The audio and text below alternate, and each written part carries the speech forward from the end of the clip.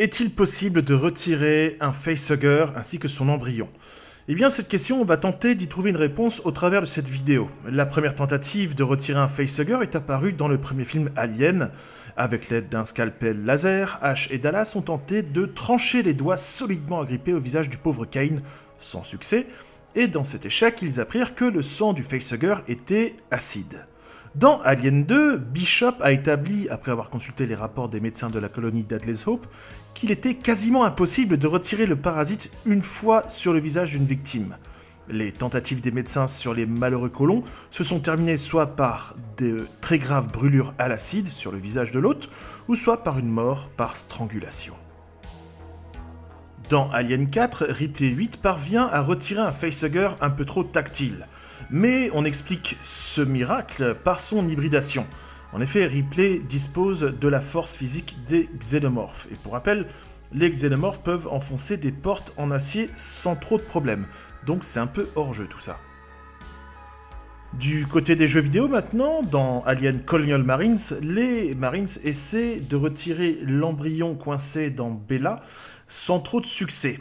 Le médecin leur explique que l'opération est incroyablement dangereuse et impossible puisque si l'embryon est retiré, un cancer se déclarera et attaquera les organes vitaux de l'hôte. Le placenta créé par l'embryon, en effet, va prendre racine dans le corps de l'hôte et si la larve est retirée, le poison contenu dans ce dernier se répandra tout naturellement.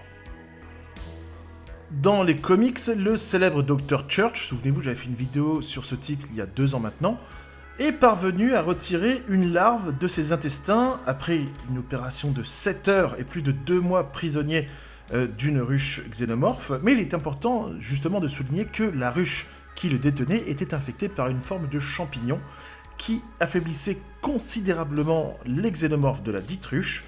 Et aussi, détail qui a son importance, l'embryon que portait le Dr. Church était mort. Toujours dans les comics, mais cette fois-ci avec la série Alien Défiance.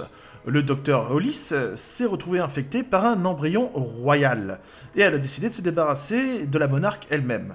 L'embryon était déjà à un stade très avancé de son développement, et a même semblé opposer une forme de légère résistance à l'opération.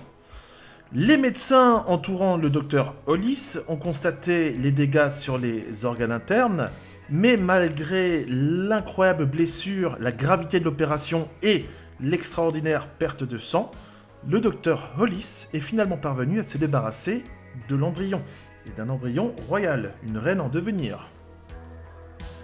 Et dans le même cas de figure, dans les films, on revient toujours à Alien 4, mais au tout début du film, les médecins parviennent à retirer l'embryon du chestburster royal du corps de Ripley 8. Mais après, moi j'ai un peu de mal avec ce cas-là, puisque c'est pas, Ripley n'est pas 100% humaine, et l'opération est ultra encadrée, donc c'est pas totalement legit. Et pour conclure, on va revenir du côté des jeux vidéo, puisque dans Alien Resurrection, paru sur PS1, eh bien, on nous présente un cas des plus intéressants. En effet, l'Autodoc, un dispositif médical autonome d'urgence qui permet à son utilisateur de se débarrasser d'un embryon. Bien que le jeu se base sur le canon du 4e film de la franchise Alien et qu'il fasse partie du canon officiel, le dispositif n'apparaît que dans ce jeu vidéo et n'est jamais réapparu ailleurs.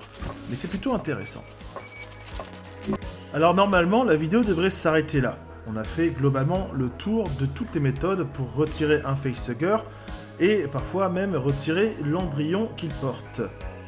Mais il y a du nouveau, et ceci depuis quasiment bientôt 1 mois. Puisque Alien Dark Descent nous apporte une nouvelle solution pour se débarrasser de ces joyeux parasites. Eh bien oui, l'incroyable Alien Dark Descent nous offre une nouvelle alternative. Dans le jeu, arrivé à un certain niveau, et après avoir accumulé assez d'échantillons xéniques, pour ceux qui ne jouent pas au jeu, eh bien, les échantillons xéniques, ce sont des échantillons de cadavres de xénomorphes, eh bien, l'équipe scientifique à bord de l'Otago va pouvoir développer un dispositif d'urgence médicale qui va permettre aux Marines sur le champ de bataille de retirer les facehuggers sur leurs petits camarades. À long terme, il n'y a pas de répercussions, il n'y a pas d'histoire de cancer. En tout cas, moi, j'ai pas eu ça. Peut-être que dans l'histoire, peut-être. Mais no spoil, les petits calamars, je vous fais confiance. Et puis, bah oui, Dark Descent, c'est un putain de jeu, je surkiffe. Voilà les petits calamars, c'est la fin de cette vidéo. J'espère qu'elle vous aura plu. J'espère que vous aurez appris de nouvelles choses. Comme ça, si jamais votre grand-mère se fait contaminer par un facehugger, eh bien, vous saurez comment vous y prendre. N'oubliez pas aussi, partager, liker, commenter, abonnez-vous. Vraiment, abonnez-vous, ça aide beaucoup la chaîne, sachant que YouTube est un petit peu pénible en ce moment. Un abonnement, ça coûte rien. Et si jamais vous souhaitez soutenir la chaîne, eh bien, sachez que vous avez à votre disposition les super thanks ou les super merci qui se font directement depuis YouTube. Et merci à ceux qui l'ont fait, c'est super sympa de votre part. Merci. Et merci aux quelques tipeurs aussi qui eh bien, font des dons. Merci beaucoup, c'est adorable. Qu'est-ce que j'allais dire? Oui, Dark Descent, excellent jeu.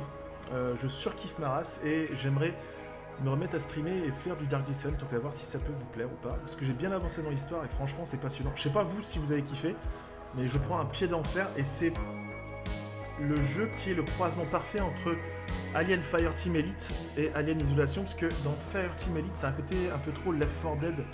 Le jeu est fun, mais il n'y a pas ce sentiment d'être tout seul, machin, le stress, la panique, la peur.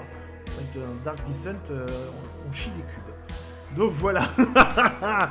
Donc voilà les petits calamars. En attendant, eh bien, prenez soin de vous, profitez de votre été, la crème solaire. Et puis, on se donne rendez-vous pour de nouvelles aventures. Et merci de votre fidélité, ça fait chaud au cœur. Ciao.